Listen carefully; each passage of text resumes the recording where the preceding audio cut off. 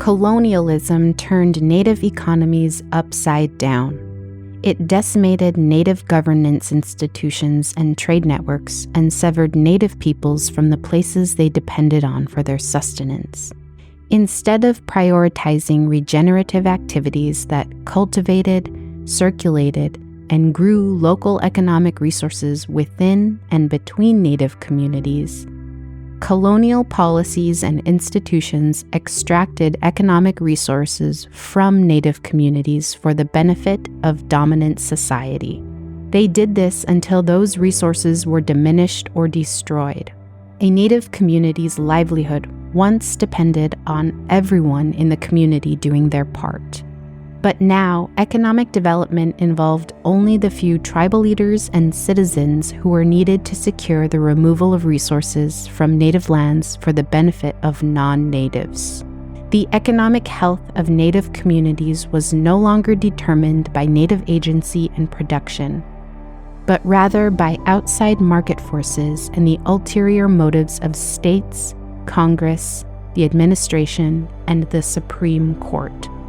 Meanwhile, Native social entrepreneurs, once the wellspring of Native prosperity, were actively excluded from this new economic equation. The devastating effects of this systematic suppression of Native economies endure today, including tribal economic strategies that focus only on launching large businesses that the tribal nation can own and operate, increasing federal funding to support community members, and attracting outside investors to the community.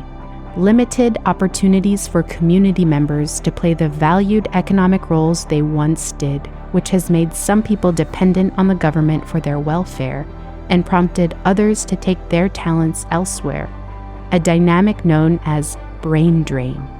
Widespread disregard for Native entrepreneurs as an economic force, leaving them little access to the infrastructure, resources, and technical assistance needed to start and grow businesses in Native communities, and driving those who do largely underground. Weak local systems of commerce with few places for community members to get what they need, forcing them to venture outside of the community to do so.